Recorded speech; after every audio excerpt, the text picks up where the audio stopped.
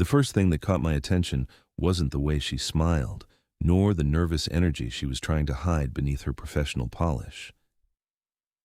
I stood in the doorway of her third-floor apartment, holding out the tailored tan jacket she had left on the passenger seat of my work truck. Valerie stood just inside the threshold of the renovated loft, wearing a simple floral dress layered against the autumn chill. She accepted the jacket with tired gratitude. It had been a brief coffee meeting that morning, one that had blurred the line between a professional consultation and a tentative first date. I expected a quick exchange at the door. Instead, as she folded the jacket over her arm, I noticed the timber doorframe of her bedroom, the oak casing, which should have been plumb, bowed outward in a slow, unnatural curve. A hairline fracture ran up the load-bearing masonry wall beside the frame. It crossed the white paint, disappeared into the ceiling, and made the new renovation look suddenly fragile. I am a structural engineer. I spend my life reading the forces that hold buildings together, and this was not ordinary settling. Something beneath the floor was transferring weight where it did not belong. The intermittent metallic rattle of the HVAC vent echoed through the loft, keeping time with the strain hidden inside the walls. "You're staring," Valerie said, her voice dropping a fraction of an inch in volume, pulling my attention back to her face. She shifted her weight, clearly self-conscious, pulling the tan jacket a little tighter against her chest as a cold draft swept through the cracked masonry. "The masonry," I said, pointing past her shoulder with the blunt plastic edge of my truck's key fob. I didn't step inside. I kept my boots firmly planted on the hallway runner. "How long has that fracture been spreading up the wall?" Valerie turned, her shoulders dropping a noticeable inch as she looked at the jagged, ugly line ruining her pristine wall. The HVAC vent above the door gave another sudden, sharp rattle, the metal vibrating against the drywall. 2 weeks, she said, rubbing the back of her neck. The fatigue in her posture overrode the professional facade. It started as a tiny scuff near the baseboard, something I thought was just settling. Now it grows every day. "The city structural inspector is coming Thursday morning.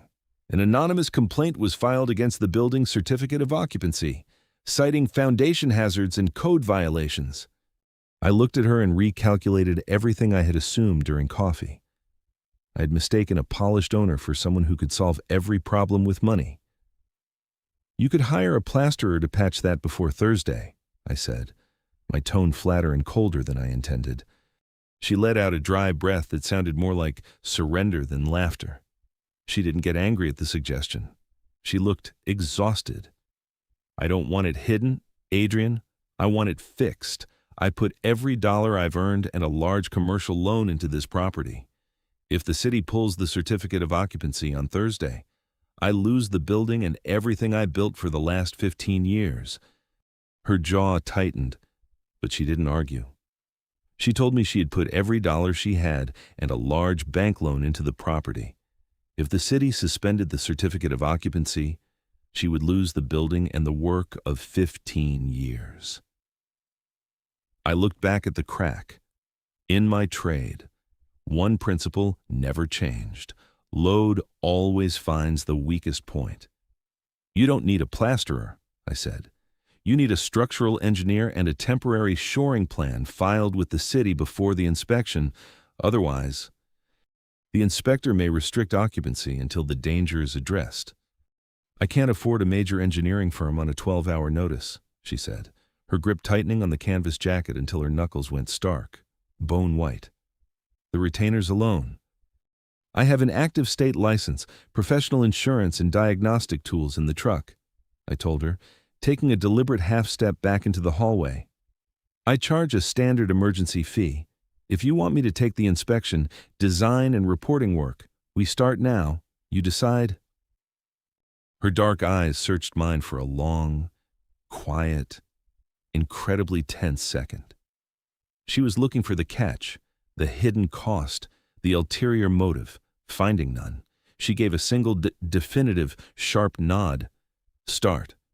20 minutes later, the awkward post-date conversation had become a time-limited inspection. I carried my Pelican case upstairs and set it on the marble island. Valerie watched as I calibrated the rotary laser level. The HVAC vent rattled again while I placed the tripod near the bedroom doorway. The red beam crossed the fractured plaster, mapping the deflection. I measured the drop at 12-inch intervals, 3/8 of an inch over an 8-foot span. For a new renovation, that was a serious warning. The primary floor joists are not transferring the upper floor load to the exterior walls, I explained, recording the figures on my clipboard. The weight is landing on a span that was not designed for it. The renovation substituted timber where the plans called for steel. I noticed Valerie rubbing her arms in the cold draft. "May I raise the thermostat?" I asked. She nodded. I adjusted the heat, then angled the work light away from her eyes. Her shoulders lowered as the room warmed. "So, how do we get a temporary workaround that the city inspector will actually accept?" she asked, uncrossing her arms and stepping a foot closer to inspect the merciless red laser line cutting across her ruined wall. We build a supplemental load path," I said, clicking my pen. "I can draft a stamped compliance plan and design temporary steel shoring for the basement, but I need the original blueprints to compare the current capacity with the intended load. If the calculations don't hold, the city will reject the permit." She led me to the mahogany dining table and unrolled 3 sheets of the original architectural plans. The edges curled toward the center. I moved her coffee mug away from the paper, then returned to the table. Valerie anchored the blueprint with a stone coaster and began tracing the support lines. For the next 2 solid hours, we worked side by side in the quiet, drafty loft. It wasn't standard conversation. It was a collaborative, highly focused, relentless extraction of structural data. I measured the physical dimensions of every support column in the hallway, pulling the tape tight, calling out the numbers in clear, clipped tones.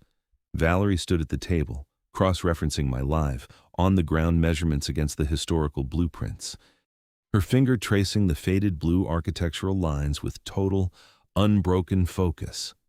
I paused at the column she indicated. It was covered with fresh drywall. I ran a stud finder over the surface, then used a small awl at the marked center. The tip met timber. I tapped beside the opening with my flashlight. The sound was dull, not the ring of steel. "The plans call for a flanged steel beam," I said. "This is oak?" The renovation substituted material without updating the structural design. I turned around and watched her process the sheer scale of the betrayal. She didn't panic. She didn't scream. She didn't throw the pencil. She didn't raise her voice or complain about the unfairness of the situation. She just stood there, her chest rising and falling slowly, absorbing the brutal, expensive reality of what had been done to her. She picked up the pencil, circled the compromised column on the drawing with a heavy, dark line, and looked back up at me. Her eyes clear and terrifyingly focused. "So, what's the math to fix it?" I pulled out my scientific calculator and began the load formulas. Then I noticed her hand trembling against the table. She was running on adrenaline and no food. I stopped, found the electric kettle, and searched her cabinets until I located Earl Grey tea and 1 sugar packet, the detail I had remembered from coffee that morning. I brewed it and set the mug beside the blueprints. "Drink," I said quietly. She looked down at the steaming mug, the scent of bergamot rising in the cold air, then looked up at me, her brow furrowing slightly in confusion. "I didn't ask for tea, Adrian." "Your calculations will suffer if you don't eat or drink," I said, turning back to the column calculations so she could accept the help without being watched. I didn't ask for gratitude.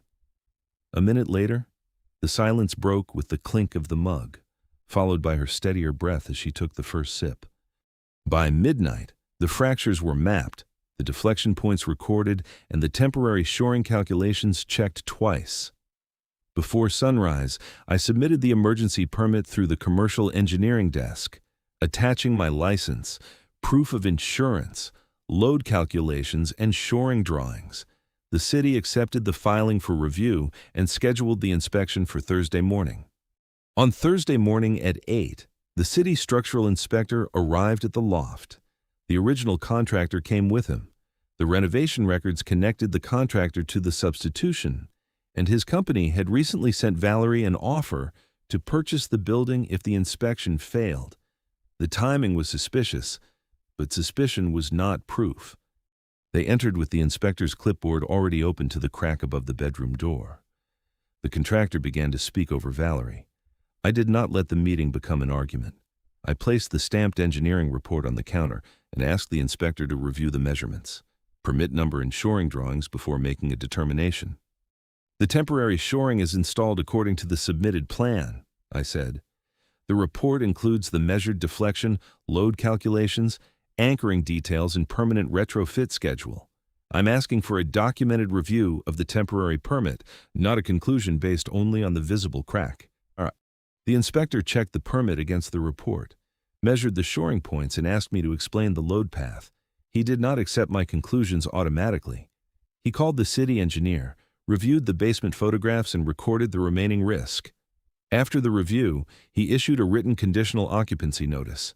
The temporary shoring could remain while the permanent retrofit proceeded, but the city would return for final sign-off after the work and as-built records were complete. The contractor left with his offer folded inside his coat. Valerie kept the building open under the conditions of the notice. Valerie closed the wooden door behind them, locked the deadbolt with a sharp click, and leaned against it. A ragged breath left her, as if a physical weight had finally dropped away.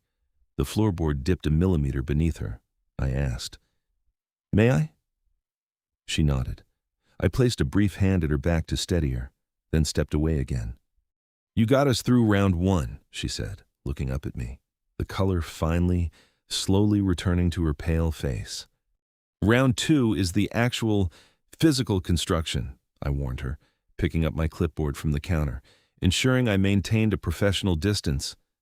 "It's going to be loud, it's going to be incredibly dirty, and it's going to test every single nerve you have left.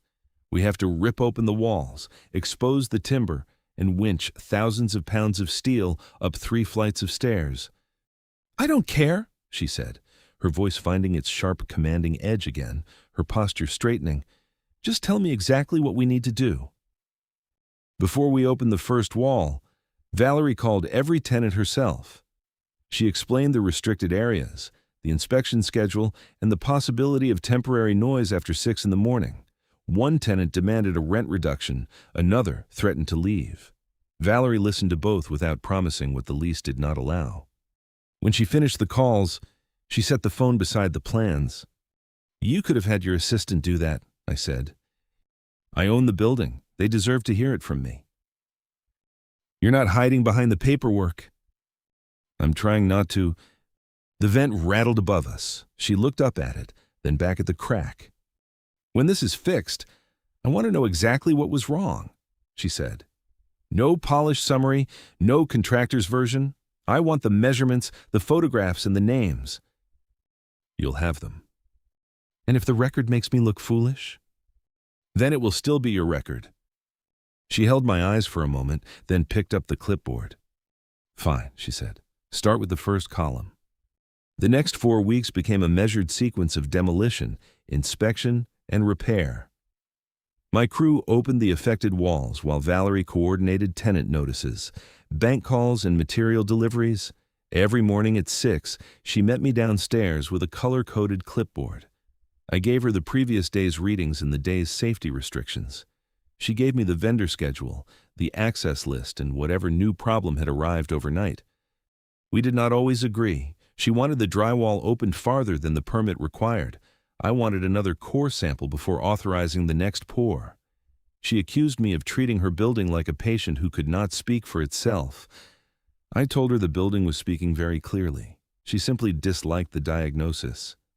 "You enjoy saying that," she said one morning, standing beside the exposed joists. "I enjoy being right about load paths. That is a very narrow personality. It has kept several floors from falling down." She looked at the clipboard in my hand. "Then I'll allow it." The smile she tried to hide lasted longer than the joke. By the end of the first week, the city had approved the temporary shoring, and the bank had granted Valerie a short extension based on the inspection record. By the second, We had removed the substituted timber and exposed the original masonry pockets. Each discovery went into the project file: photographs, measurements, dates, material tags, and the name of the person who had witnessed the work. Valerie learned the difference between a field note and an engineering conclusion. I learned that she could read a vendor contract faster than most attorneys and spot a missing delivery clause before the supplier finished explaining the delay. When a fabricator tried to substitute a lower-grade connector, she caught it from the mill certificate and sent the shipment back before it reached the site. "You were waiting for me to make a mistake," she said. "I was waiting for you to read the documents." "That is not the same thing." "It is better." At night, the loft became quieter. We sat at opposite ends of the dining table, comparing the blueprint with the field measurements. Sometimes Valerie removed her shoes and tucked one foot beneath her. Sometimes I forgot to stop working until she placed a mug of tea beside my elbow. She never announced when she made it. She simply remembered the amount of sugar. I pretended not to notice the first 2 times. On the third, I looked up. "1 sugar," she said. "You're not the only person who remembers details."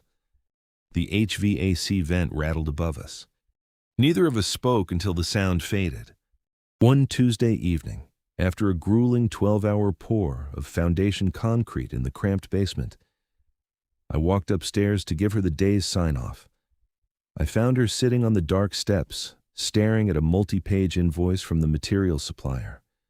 Her shoulders had folded inward. I sat 2 steps below her, leaving space between us, and wiped cement dust from my hands with a canvas rag. "Gravity always wins eventually," I said, attempting a dry, practical joke to break the heavy, suffocating silence in the stairwell, trying to inject some levity into the crushing reality of the project. "We just try to annoy it for a few decades with expensive concrete and steel." She didn't laugh.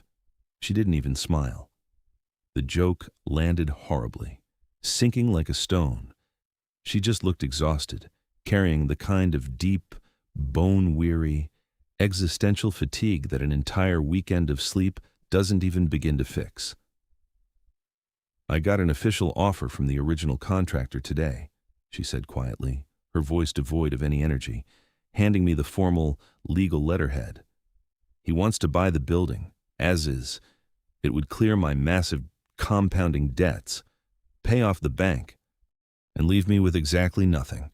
I'd walk away clean, but empty." I stopped wiping my hands, the canvas rag going completely still in my grip. I looked at the offer, reading the insultingly low number. "You aren't selling." "Adrian, the steel delivery, the W-beam for the main column, was delayed by the manufacturer in Ohio. They bumped us for a larger contract. If we miss the final city deadline next Friday, the temporary permit expires. The city may restrict occupancy and the bank can begin foreclosure. I can't control the supply chain or the city schedule. I'm fighting a tide that's too big. I think I'm done." "Load always finds the weakest point," I repeated, quoting the principle that governed my work. "But you are not the weak point. Valerie, the beam is delayed, not impossible. We'll document the delay, confirm the substitute beam specifications, and ask the city for a schedule adjustment." She looked down at me, a sudden, terrifying vulnerability surfacing in her eyes, the tough, developer facade cracking completely. "Why are you doing this? Your emergency consulting fee doesn't even begin to cover this level of stress or this level of dedication. You're putting your own license on the line for a building you don't even own." "Because I finish what I start," I said. I waited until she met my eyes. "I won't order a substitute beam without your approval and the city engineer's review. I'll handle the procurement search. You handle the bank extension. We'll make the next decision together." Over the next 3 days, I called suppliers, neighboring firms, and the fabricator listed in the canceled bridge project records. The available W-beam came with mill certificates and dimensions that matched the revised calculations. Valerie approved the purchase through the project account, and the city engineer reviewed the substitution before we booked a certified hauler. The bank extension was harder. Valerie spent most of Wednesday morning in a conference room with her lender, presenting the inspection notice, the revised budget, and the signed procurement agreement. I waited outside with the project drawings because she had not asked me to speak for her. When she came out, she held the extension letter in one hand and her phone in the other. "They gave us 7 days," she said. "That is enough if the beam arrives on schedule. And if it doesn't? Then we report the delay before the deadline and request another documented review." She studied me. "You never promised the result." "I promised the next action. That may be the most irritating thing about you. It is also why you signed the emergency agreement." "I signed it because you explained the fee. You signed it because I stepped back and let you decide." Her expression changed. The corridor was empty except for the hum of the elevator and the distant rattle of a vent inside the wall. "You noticed that?" she asked. "I notice when people choose." She folded the extension letter and placed it in the project file. "Then notice this," she said. "I'm not selling—" The sentence was not romantic. It was stronger than romantic. It was a decision made while the numbers were still frightening. That evening, we reviewed the rigging plan. The beam could not be lifted through the street-facing windows without shutting down the block, and the city required a traffic control notice. The freight company wanted a signature from the property owner. Valerie signed it herself. I pointed to the marked lift zone. "The crew needs a clear path from the loading area to the stairwell. No tenants in the corridor, no furniture left on the landing. If anyone changes the route, we stop." "I'll clear it." "You'll coordinate it. The crew will handle the lift." "You're very determined not to let me carry steel." "I'm determined not to let the owner become part of the load calculation." She gave me a look. "That was almost a joke." "I'm improving." Slowly. We spent the rest of the evening labeling the stairwell, photographing the access route, and matching every rigging point to the approved drawing. It was not glamorous work. It was also the first time I realized that Valerie did not need a man to take over the building. She needed someone willing to respect the boundaries that kept it standing. On Thursday evening, with the final city review scheduled for the following morning, my crew brought the certified beam into the loft using a designed rigging system and an approved lift plan. We set it into the reinforced pockets prepared beneath the compromised timber. The hydraulic jacks transferred the load in measured stages while we recorded each pressure reading. The building settled with a deep groan. Dust drifted from the ceiling. Then, the HVAC vent above the doorway went quiet. I released the crew after their overtime was recorded through payroll and stayed behind to secure the tools. The loft smelled of cut metal, ozone, and plaster dust. Valerie came from her office carrying the revised permit, the inspection log, and the stamped calculations. She stopped beside the steel column, now standing plumb in the center of the room. She placed a hand against the metal and felt the vibration had gone. It isn't pretty yet," I said while packing the socket wrenches. "The drywall crew will case it in next week. The readings are within the approved tolerance, and the final inspection will confirm the completed work." She turned to face me. The constant, low-level grinding fear that had lived in her posture, tightening her shoulders for the last agonizing month, was completely, entirely gone. She looked taller. "You did it." "We did it," I corrected her, clicking the metal latches on my tool case shut. I picked up my canvas jacket from a nearby chair. It was past midnight, and the heating had been turned off during the work. The room had turned cold. I held the jacket out to her. She shook her head and crossed her arms. "I'm fine, Adrian." I didn't argue. I held it out and waited. A second later, she stepped forward and let me drape the worn canvas over her shoulders.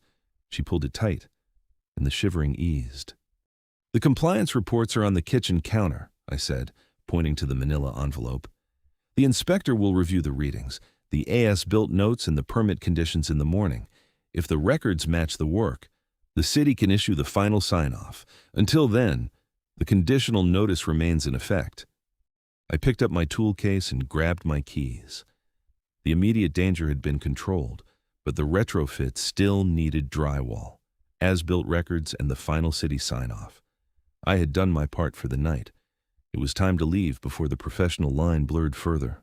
I walked toward the front door as my boots crossed the newly leveled floor. "Adrian," she said. I stopped at the threshold, my hand hovering over the brass doorknob. She stood beside the steel pillar with the rolled blueprints in one hand, wearing my jacket and looking at me across the room. She took a breath and held my gaze. "I returned her jacket after our first date," she said, the smile at her mouth recalling the morning when the crack changed the course of both our weeks. She stepped away from the steel column. "Before you go, can you help me in my room?" I set my tool case down, its metal corner making a dull thud against the wood. "Help you with what?" "The original contractor left boxes of old brass fixtures in there when they cleared the space," she said. "I want them out tonight. I don't want anything of his left in this building. I want my room back." I left my keys by the door and followed her into the room. We carried the dusty boxes into the hallway, working in a quiet rhythm. When the room was clear, the door frame stood straight again, and Valerie remained in the center of the space she had fought to keep. "I'm putting your name on the engineering plaque downstairs," she said, looking directly at me, her hands in the pockets of my jacket. "As the lead structural engineer who brought this building back." She was not hiding the crisis from her investors, tenants, or the city. She was giving the work, and my part in it, a public place. "Are you sure?" I asked. "I don't trust easily, Adrian," she said, her voice echoing slightly in the empty room, stripping away the last of her defenses. "I've had to fight for everything I have, but you never once asked me to trust you. You didn't make speeches. You just proved every single day, with every single action, that I could. I didn't offer a grand speech in return. I didn't tell her how much I respected her resilience. I just pulled a small, worn scheduling notebook from my back pocket, clicked my pen, and wrote my name down on the Saturday morning slot in bold letters. "I'll be back at 8 sharp to supervise the drywall crew," I said, putting the pen away. "And I'll bring the tea." She smiled, a real, unburdened, beautiful smile that finally reached her eyes and warmed the cold room. 1 sugar. The next morning, the inspector returned with the city engineer. They checked the pressure readings, compared the photographs with the as-built notes, and walked the repaired floor with their own level. The inspector signed the final report with one condition. The concealed steel had to remain accessible through the approved maintenance panel. Valerie accepted the condition, signed the owner's acknowledgement, and filed the record with the permit. The city engineer also asked for the original renovation file. Valerie handed over the contractor's invoices, the material schedule, and the photographs from before the walls were closed. The substituted timber appeared on none of the approved plans. It appeared only in the photographs we had taken after opening the wall. "Will the city investigate him?" Valerie asked after the officials left. "They may refer the records to the licensing board. That decision is theirs." "And what do I do?" "Keep the certified file. Notify your insurer. Let counsel review the purchase offer and the renovation contract. Don't confront him alone." She nodded and opened a new section in the binder. "Evidence," she said. "Exactly. You realize most people would celebrate first. Most people don't have a maintenance panel condition." She looked at the signed report, then at the silent vent above us. "I'm celebrating quietly." "That sounds like progress." She closed the binder and placed it between us on the table. The cover was scratched, the corners bent, and the pages thick with proof of every mistake we had uncovered. It was not beautiful. It was reliable. When the city engineer left, Valerie remained beside the maintenance panel with the final report in her hands. For 6 weeks, every page had carried a threat: closure, foreclosure, a license review, or another bill she could not afford. Now the last page carried only a signature and a date. "That's it?" she asked. "That's the sign-off." She looked at the ceiling as though expecting the building to object. Nothing moved, nothing rattled. Then she laughed once, quietly, because relief had finally found somewhere to go. "I thought I would feel different." "You've been awake for 6 weeks. That may be the problem." She folded the report and placed it in the permit binder. The same binder held the first inspection notice, the original plans, the beam certificates, and every photograph we had taken. She had kept the entire record instead of hiding the evidence of what had gone wrong. "I'm keeping the column visible in the basement," she said. "Most owners hide repairs. I'm not interested in pretending the building was never weak." I looked at her. "That sounds familiar." "It should—" She reached for the binder, and our hands met on its cover. Neither of us pulled away. 6 months later, the loft building was restored, fully occupied and carrying that final city sign-off in its records. We stood in the lobby while the mayor opened the block's revitalization project. Valerie spoke to the press, investors, and city officials with quiet pride. When the applause ended, she walked past the cameras and stood beside me. Her hand found mine in the crowded room, her fingers closing around it in a public, steady choice. Above us, the finished ceiling concealed the steel we had installed. The HVAC vent that had rattled through our first weeks remained silent. Load had found a stronger path, and the building no longer needed to announce its strain. I understood then that endurance is not pretending to hold up the world alone. It is knowing where the weight can go and trusting the person who helps carry it. The end. Core lesson. Trust is built through consistent action, honest work, and the courage to face pressure together. Green flag. Healthy love does not demand control. It respects boundaries, asks before acting, and proves safety through the quiet habit of showing up. Like and subscribe. Would you trust someone who helped you carry the heaviest part of your life? Share your answer in the comments, and like and subscribe for more wholesome romance stories.